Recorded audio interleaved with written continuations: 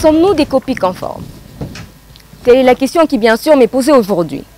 Non pas parce que par vous-même, vous ne pouvez y répondre, mais parce que j'ai les réponses que vous aimeriez entendre.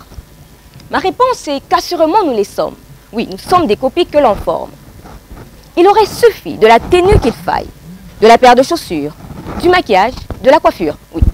Oh, j'oublie, du discours, oui, le discours allant avec, afin que je sois une copie, ou tout de même une mini-copie bien formée de Madame Snowy Koza, cette grande femme d'affaires sud-africaine.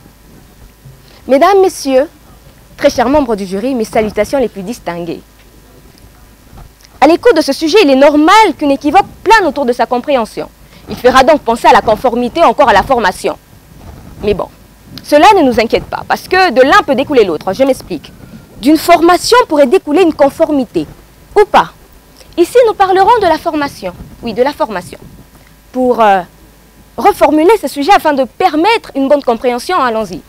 Sommes-nous des copies que l'on forme? Ou encore, sommes-nous des copies que d'autres personnes prennent plaisir à former?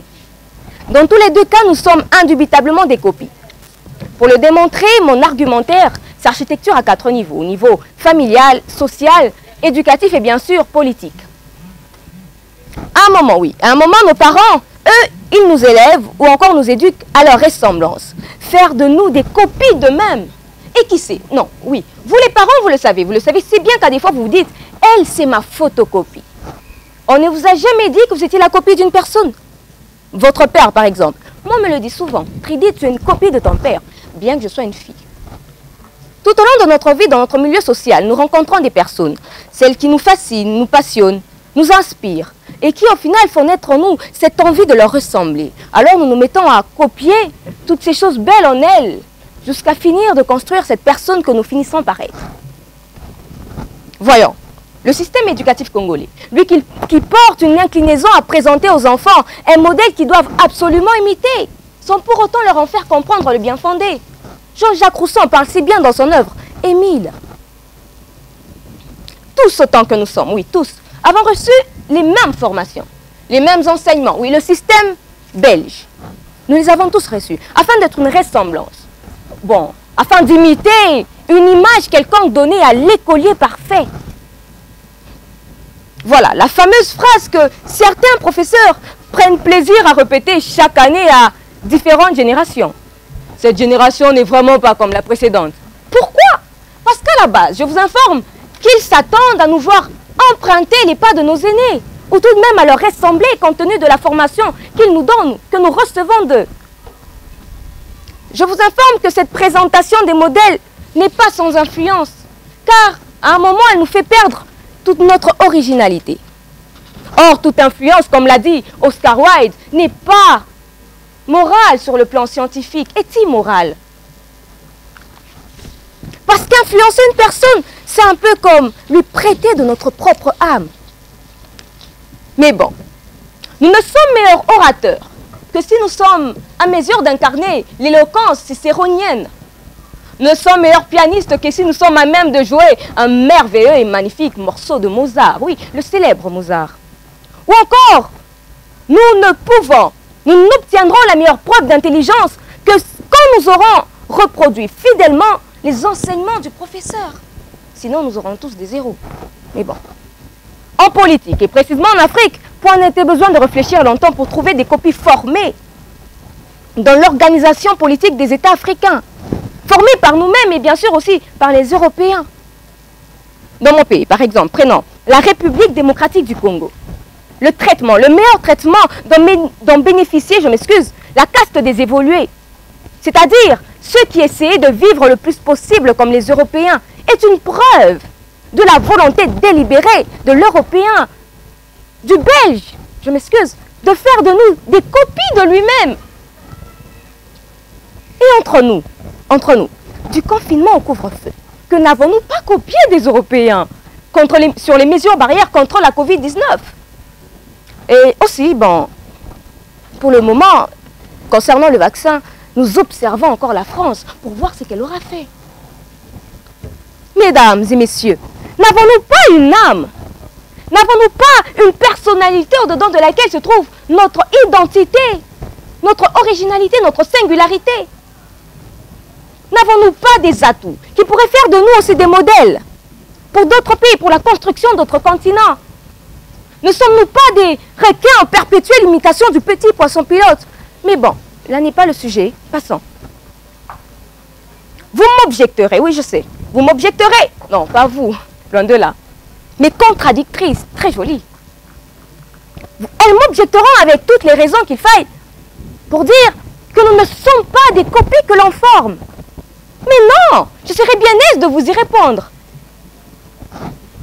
Tenez, si Kevin Kouzna, oui, il a déclaré haut et fort, un retent d'être des copies que l'on forme, c'est parce que précisément nous le sommes et que nous devrions peut-être cesser de l'être. Acceptons donc parfois d'être ces copies formées. Je ne dirai pas, non, je ne déclarerai pas que je suis une copie conforme. J'aurais bien essayé de ressembler à quelqu'un, mais je ne serai pas conforme à ce dernier. Mais essayer de lui ressembler, d'être tout de même une copie de ce dernier, oui, ça, je le peux sans doute, oui, je le peux. À cette vague d'arguments, ai-je encore à ajouter? Est-ce que j'aurais encore besoin de vous lancer une bouée afin de vous emmener vers la terre ferme et de ne pas vous laisser engloutir par cette vague d'idées mensongères qui défendraient que nous ne sommes pas des copies conformes? Oh oui, rappelez-vous. Rappelons-nous bien que nous sommes des copies de Dieu. Lui-même, il dit dans Genèse 1,26 pour les lecteurs de la Bible, « Faisons l'homme à notre image, à notre ressemblance. » Oui, nous sommes bien, bel et bien des copies de Dieu. Chers auditeurs, ce que je suis, oui, ce que je suis est le fruit d'une imitation. J'ai été formé par ce que j'ai vu. J'ai été formé par ce que j'ai entendu. J'ai été formé parce que j'ai voulu être. Parce que j'ai voulu ressembler à quelqu'un. J'ai été formé pour être une copie, une ressemblance. Oh non, ne me regardez pas ainsi. Tous nous l'avons fait. Tous nous l'avons bien fait. Nous avons copié, imité, je le dis si bien. Nous l'avons copié, imité afin d'être qui nous sommes. Loin de moi l'idée de penser que vous êtes conforme à quelqu'un. Acceptons donc parfois d'être des copies que nous formons. Car écrit Shakespeare, nous ne devons pas nous comparer aux autres. Sauf si bien sûr, nous les imitons afin de nous améliorer. N'est-ce pas là une belle formation, être des copies?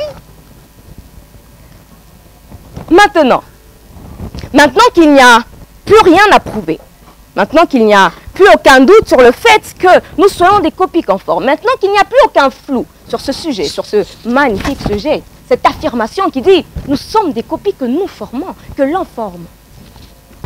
Mesdames, messieurs, je chute. Oui, je me tairai en disant « pour ce beau pays, oui, pour ce beau pays, la République démocratique du Congo ».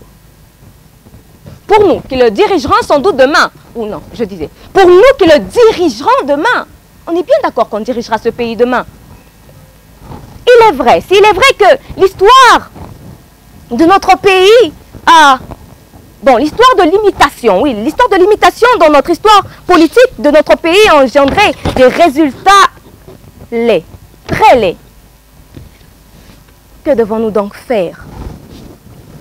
À cela, je dis, oui, je le dis si haut et fort.